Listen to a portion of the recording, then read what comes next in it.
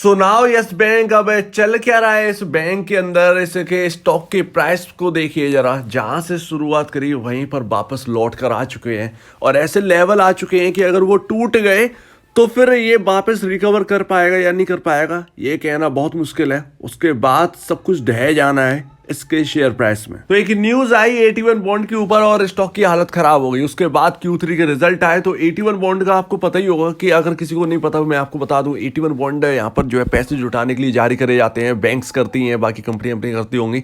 सो यहाँ पर ना आपका 81 बॉन्ड, जब यहाँ पर येस बैंक की हालत बिल्कुल खराब हो गई, जो आपको पता है 2020 में, फिर कई बैंक्स ने आकर बचाया, यहाँ पर फाइनेंस मिनिस्टर का यहाँ पर एंट्री हुई, तो यहाँ पर ना 81 बॉन्ड को खत्म करने की तैयारी हो गई। 81 बॉन्ड के पैसे जो है वो वापस नहीं दिए जाएंगे और 81 बॉन्ड की वैल्यू 8500 करोड़ रुपए की है। यहाँ पर हाईकोर्ट ने क्या कहा, आप 85 करोड़ रुपए यस बैंक को पे करने पड़ेंगे। 81 बॉन्ड को खत्म नहीं किया जाएगा, जो निवेशक ने पैसा यहाँ पर डाला है उनको दिया जाएगा। हाई कोर्ट को इसमें बीच में कूदने की कोई ज़रूरत नहीं की थी, जबकि यहाँ पर सब कुछ पहले से नियमित था कि यहाँ पर जो है आपका जो पैसा है वो चला जाएगा। अगर बैंक बर्बाद हुई उसके बाद पैसा डाला गया, फिर एक नई बैंक को जन्म दिया गया, एक तरीके से नई यस बैंक को जन्म दिया गया। तो 81 बॉन्ड का तो कोई मतलब होता नहीं है। 85 करोड़ रुपए का अब ये बर्डन यस बैंक के ऊपर लगा हुआ है। और आपको पता ही होगा कि एनपीए सेल करे गए हैं जीसी फ्लावर को, उससे यहाँ पर जो है पैसा जुटा रही है बैंक। तो यहाँ पे ना आपका पूरा जो सही हो रहा था वो 81 बॉन्ड ने पूरा खराब कर दिया कि ये 8500 करोड़ का जो हैंगओवर है वो कैसे एक्चुअल में जाने वाला है। बैंक के शेयर होल्डर आप ये सोच रहे हैं, चाहे छोटा हो चाहे बड़ा हो, बस वो यहीं पर नजर यहाँ पर रख रहे हैं कि 8500 करोड़ का एक्चुअल में होने के वाला है। हालांकि यहाँ पर यस बैंक ने केस किया है सुप्रीम कोर्ट के अंदर 81 बॉन्ड के लिए, बट देखते हैं कि क्या होता है। और 81 बॉन्ड की जब न्यूज आई तो देखिए क्या हालत हुई है। जहां से चले थे वहीं पर वापस आ चुके हैं।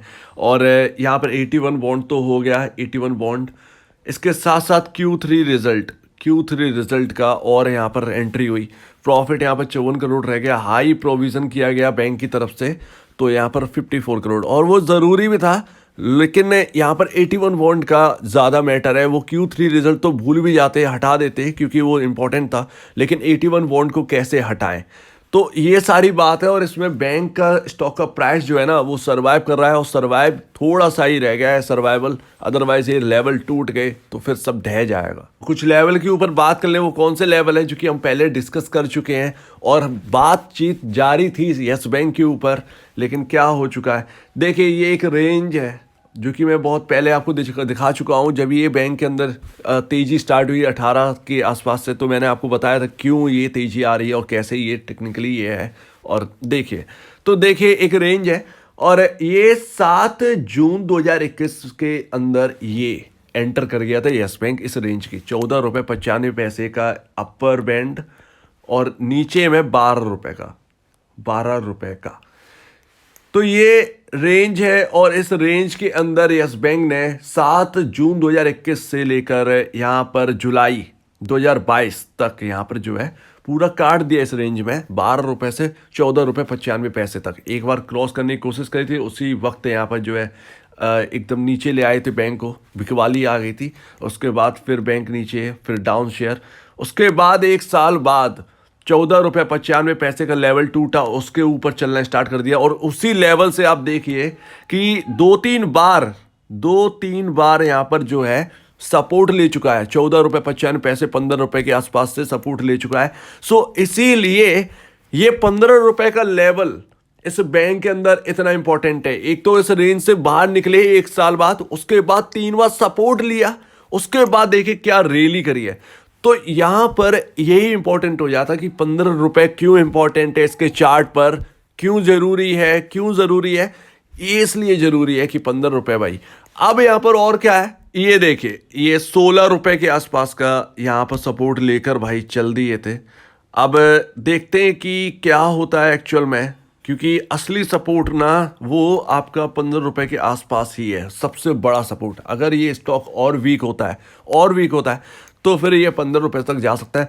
फिर वो एक लक्ष्मण रेखा होगी, अगर उसको तोड़कर नीचे आ गए, जो कि मुझे नहीं लगता कि ये तोड़कर नीचे आएगा, बिकॉज यहाँ पर अभी एक गैप है यहाँ पर ये है। ये 19 रुपए से 18 रुपए के आसपास यूं ही आ गया था, एक गैप बना दिया है स्टॉक ने। और इस गैप को फिल करने के लिए आप यहाँ पर देखेंगे ये स्टॉक लौटेगा। अब कब लौटेगा ये नहीं पता, कहाँ से घूमेगा ये नहीं पता, बट इस वक्त यहाँ पर यही स्टोरी है।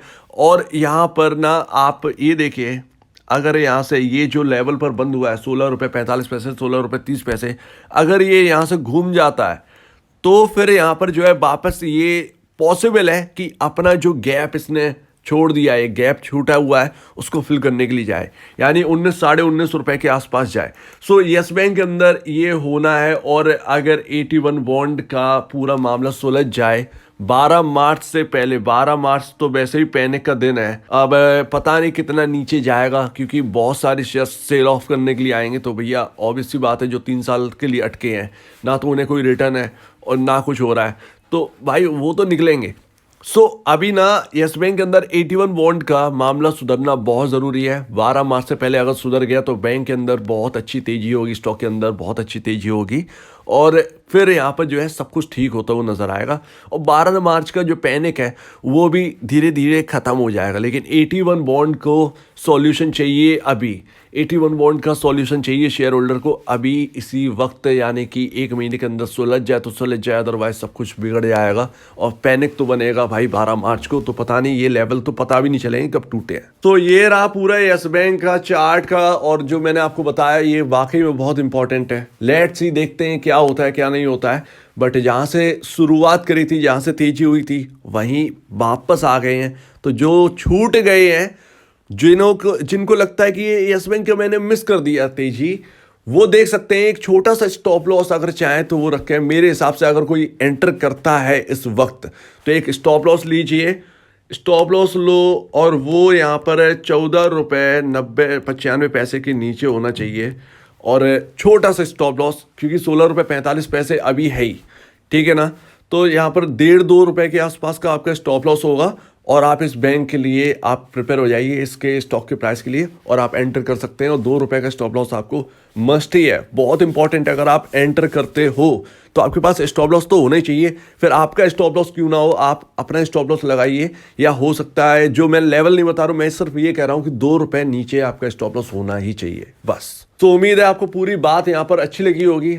अगर आपको यहाँ पर जो कुछ समझ में आ रहा है, और अगर आप कुछ कहना चाहते हैं, तो प्लीज़ कमेंट सेक्शन में इस बारे में ज़रूर कहिएगा कि क्या आगे होना है, और 12 मार्च से पहले क्या हो सकता है, इसके बारे में ज़रूर कहिएगा कमेंट सेक्शन में। और अगर आपको इस वीडियो में कोई प्रॉब्लम है, कुछ पूछें, कुछ बताएं, कुछ कहना है, तो प्लीज़ कमेंट सेक्शन में कहिएगा। और आप बीच में जाए वीडियो देखने के लिए बहुत बहुत धन्यवाद दोस्तों।